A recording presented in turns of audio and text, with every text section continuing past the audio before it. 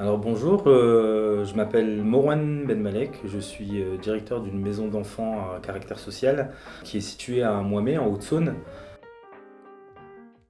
Elle accueille la bagatelle de 47 enfants de 4 ans à 21 ans et on a aussi des services extérieurs, donc des services de milieu ouvert qui accompagnent des enfants à domicile ou qui accompagnent des enfants dans le cadre d'un espace famille qui organise des réunions entre les parents et les enfants dans le cadre de visites médiatisées et visites accompagnées.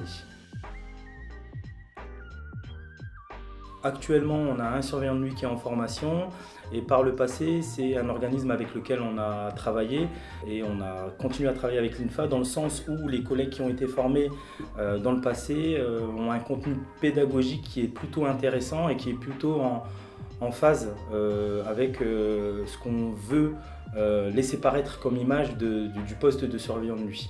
C'est pour ça qu'on continue à travailler avec l'INFA.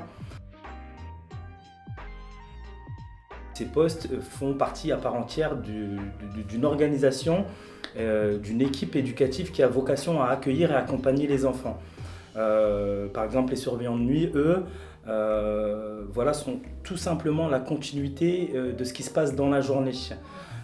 Et donc, en ce sens, le surveillant de nuit, c'est très important qu'il puisse être au même titre que l'éducateur au courant et en phase avec la réalité des usagers.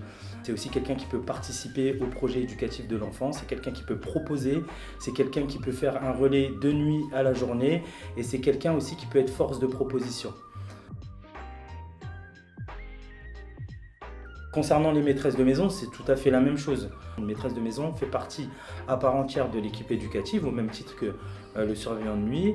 Et en ce sens, elle a sa place aussi dans la construction du projet de service, mais aussi du projet de l'enfant. Elle a sa place dans les réunions éducatives, sa parole compte. D'expérience, une maîtresse de maison, elle est perçue par les enfants comme quelqu'un de sécurisant. C'est une figure maternelle et une maîtresse de maison aussi, c'est une personne à qui on peut finalement aller dire ses peurs. Il faut que ces personnes, surveillantes de nuit ou maîtresses de maison, se saisissent de cette formation parce qu'elle a un intérêt dans le sens où effectivement il n'y a pas de second poste ou de second couteau. On est tous là pour une même mission qui doit nous faire converger, c'est l'accompagnement des usagers et ces personnes ont leur place dans cet accompagnement.